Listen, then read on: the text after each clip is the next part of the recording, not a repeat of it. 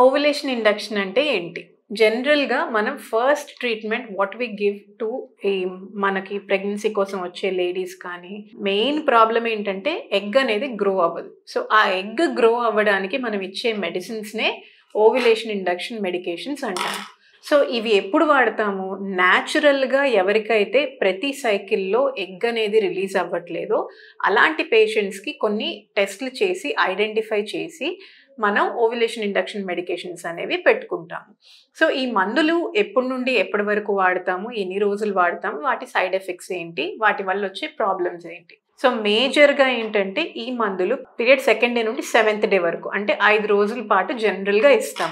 ఈ 5 రోజులు ఇచ్చే డోస్ అనేది చాలా తక్కువ డోస్ ఇస్తాము. అండ్ నేను ముందుగా చెప్పినట్టు జనరల్‌గా పేషెంట్ బాడీ వెయిట్, హైట్ చూసుకొని దాని ప్రకారం BMI కాలిక్యులేట్ చేసుకొని దాని ప్రకారం మాత్రమే మనం మందుల డోసేజ్ అనేది ఇచ్చుకుంటాం. సో, ఇవి ఇచ్చిన తర్వాత ఏడో రోజు వరకు మందులు వాడిన తర్వాత 9వ రోజు స్కానింగ్ చేసి చూస్తాం. అంటే మనం ఇచ్చిన మందులకి తన బాడీ రెస్పాండ్ అవుతుందా లేదా అనేది చూసుకుంటాం. రెస్పాన్స్ బావుంది అంటే వి విల్ వెయిట్. న్యాచురల్‌గా ఎగ్ అనేది గ్రో అవ్వడానికి మనం వెయిట్ చేసి చూస్తాం.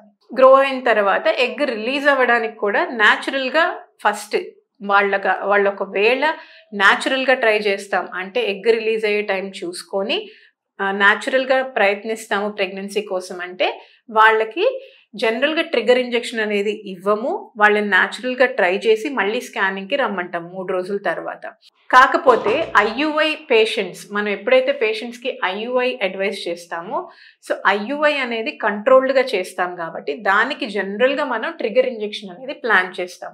ట్రిగ్గర్ ఇంజెక్షన్ ఇచ్చి తర్వాత 2 రోజుల పాటు స్కానింగ్ చేసుకొని ఎగ్ కరెక్ట్‌గా రిలీజ్ అయ్యే టైంకి హస్బెండ్ వీర్య కణాలని మనం గర్భసంచి లోపలికి పంపిస్తాం. సో, ఈ 2 ప్రాసెస్‌లో న్యాచురల్ ప్రాసెస్‌లో కానీ, IUI ప్రాసెస్‌లో కానీ రెండిట్లో ఓవ్యులేషన్ ఇండక్షన్ అంటే మనం ఇచ్చే మందులు ఎగ్ గ్రో అవ్వడానికి ఏవైతే మందులు ఇస్తున్నామో దాన్ని ఓవ్యులేషన్ ఇండక్షన్ అంటాం.